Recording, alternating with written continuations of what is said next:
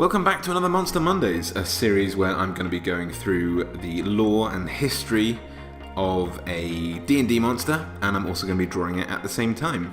Today is a particularly special one to me. We're going to be covering the Cockatrice today, one of my all-time favourite monsters. Maybe not the world's most memorable monster, certainly in terms of D&D, but it has a rich history in medieval lore.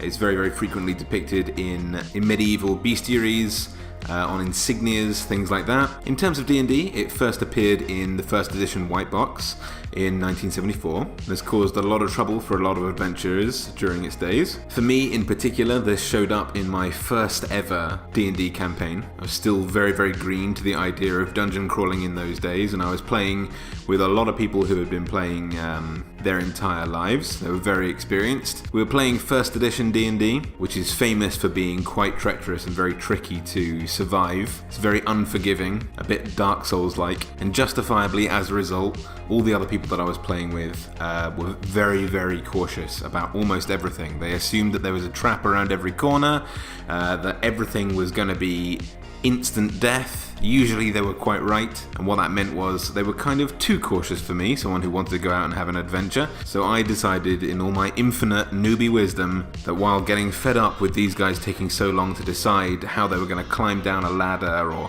what marching order they were going to make when going down a treacherous corridor just in case something would ambush them from behind or from the front or from the sides, we would spend sessions and sessions, hours at a time, depicting how we would walk from one corridor to another and not really accomplishing very much. So I decided that I would, in my newbie wisdom, make a character who was really hot-headed and would run headlong into traps to basically make sure that the story kept moving on. I don't imagine I or my character were particularly well liked in that campaign, but I remember a particular time we were in an ancient dungeon. We'd explored various rooms and found that they were all too treacherous for us to want to immediately run through. There was a lot of talk of us leaving the dungeon entirely to go and get more supplies and then come back. Hours and hours, days in terms of our characters' lives, but hours for us of preparation. There was one more room for us to explore, and I just thought, screw it, I'm going to run straight on in. Doesn't matter what kind of trap is in there, I'm just going to trigger it and progress the story. So I came across a massive room the size of a sports hall, and inside it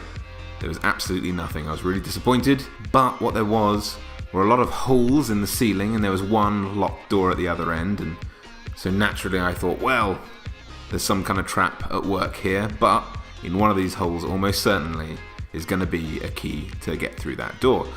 So, using my trusty 10-foot pole, as a lot of adventurers tend to start with, or started with in those days at least, I decided let's poke every single hole and see what falls out. Out of 2 of these holes popped a couple of cockatrices, and I had no idea what they were. I made a perception check, failed abysmally, so my character couldn't even tell me what was going on, but standing before me, as far as I could tell, were 2 lizard chickens. And that became a bit of a catchphrase. When you had no idea what was going on, you were having a bit of a lizard chicken moment. So lizard chickens are important to me, and that's exactly what a cockatrice is. Part chicken, part lizard, but all evil. I say that in the D&D rulebook, it's actually an unaligned monster, but you know, menacing nonetheless. But what is a cockatrice really? Well, the version that we see in Dungeons & Dragons is based heavily in 14th century alchemical lore. Lots of alchemical journals featured this creature, and as I mentioned before, lots of bestiaries. The name is believed to be derived from some Old French, the word Cockatrice from the Latin Calcatrix, which meant tracker. It takes the appearance of a chicken,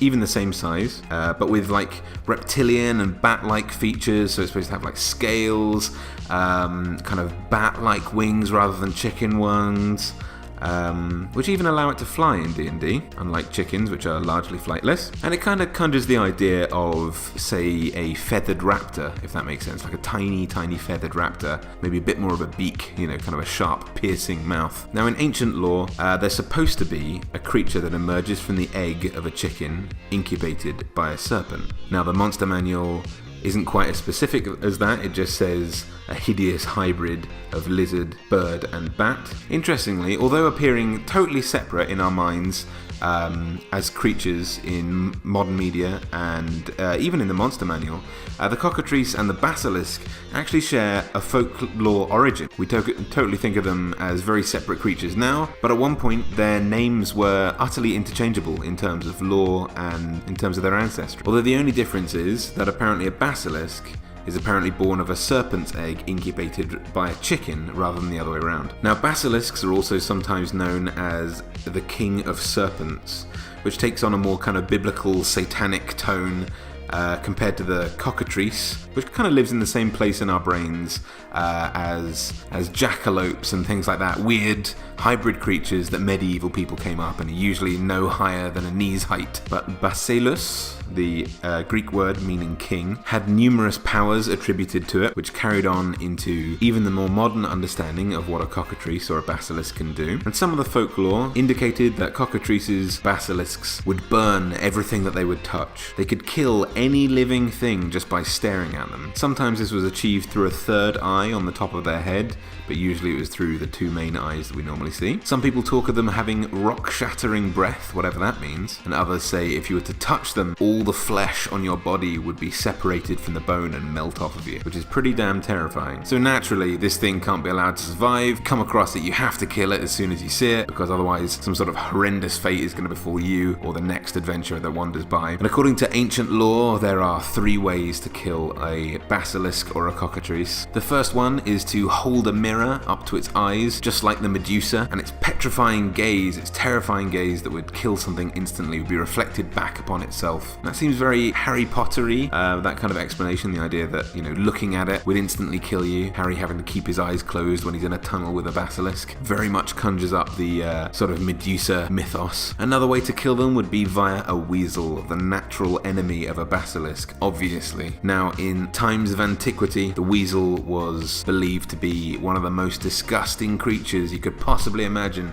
Even next to the cockatrice, it was horrendous. It was believed that weasels conceived their children through the mouth and would give birth to them through the ears. If the baby was born of the right ear, it was born male, and if it was born through the left ear, it was female. And that was so deeply unnatural and unsettling to the people of the ancient world that they feared weasels and thought they were absolutely the most disgusting creatures ever. So disgusting, in fact, that Pliny the Elder, a Roman author in very early AD, he was born in 23 AD and died in 79 AD, mused that you could kill a cockatrice by throwing it into a weasel den. The weasel would naturally die pretty much instantly from the gaze of the cockatrice, but the musk, the stench of the weasel, being such a foul creature, would surely kill the cockatrice too. Moving to more medieval times, it was believed that a cockatrice hearing a rooster's crow, a pure rooster's crow, would also slay it instantly. The whole lizard chicken look is actually supposed to come from observations of the Egyptian plover bird, the ones that sit in the crocodile's mouth on the Nile, and they'll pick out tiny little bits from the crocodile's mouth while it bathes in the sun. The crocodile won't close its mouth and kill the birds. It'll allow the birds to kind of sit in there and pick all the parts out of there. It's a very symbiotic relationship they have. And ancient observers thought that this was so bizarre. The crocodile wouldn't just naturally snap its mouth closed and kill the birds for yet more food, instead letting them pick that out. It was kind of delicate. It was almost intimate. So they believed that maybe there was a little bit of a romance going on there, and under the cover of darkness, these guys would give in to their carnal desires that were obviously tense, that were obviously only just being held back during the day, and they would make some baby cockatrices. But in D&D, the cockatrice is slightly more mundane. It still carries all the origins that we've just heard, still looks exactly the same, all that kind of stuff, but it's slightly less deadly. It won't kill you instantly, it won't set everything on fire, it won't melt the skin off your bones. It's only a challenge rating 1/2 creature, so even at level 1, you're going to be fighting 2 of these things at a time. It can definitely fly, so that adds some advantages to it. But the part where it's really scary, and the part where my little adventurer didn't know what kind of trouble he had gotten himself into, that their peck can turn you to stone. So they only have one action, they have a bite, they have a peck, varies from edition to edition. But basically, it does its damage just like normal, and then you have to roll a constitution saving throw.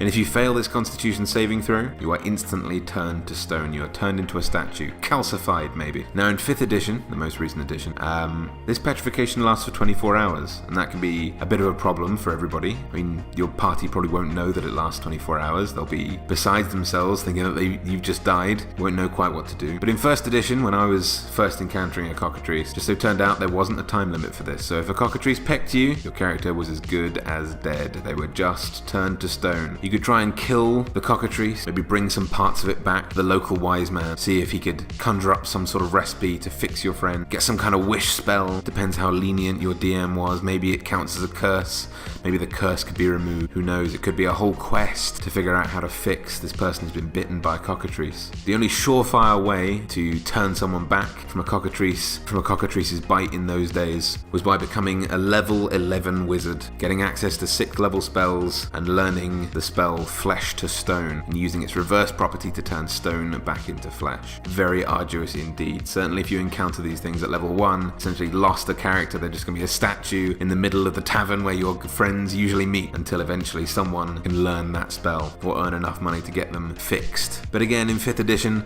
not quite so dramatic, can still be pretty terrifying and certainly can mean absolute death, certainly if they fall over and crack to pieces after they've been turned to stone. But a really fun creature, a really interesting challenger to face early on, and also potentially really great for some magic items to make afterwards. Say if you kill this thing, in earlier editions there were skills known as magical engineering, which I imagine could be covered nowadays by an Arcana check to decide what useful parts of this creature you harvest to make weapons, potions, and things like that when you get back to town. I think it would be absolutely fantastic, for example, knowing that the cockatrice turns people to stone upon its peck. You could see if you're really, really lucky, you had the right components, if you could maybe make a knuckle duster or a dagger out of the beak of the cockatrice that maybe had a chance when you stabbed someone with it to turn them to stone instead. As a result of that, I like to throw magical engineering into my 5th edition games, giving it as an option that people like wizards, fighters, and clerics might learn to start off with, just so that they can harvest the parts from terrifying creatures like this and see if they can successfully turn it into something useful.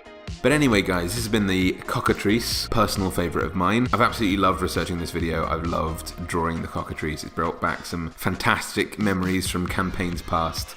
I hope you've enjoyed it as well. If you have, make sure to leave a little like over there. Maybe share this video with one of your friends who you think might find this useful as well, or at least entertaining. And make sure to subscribe for more content like this every week. Until next time, I'll see you later.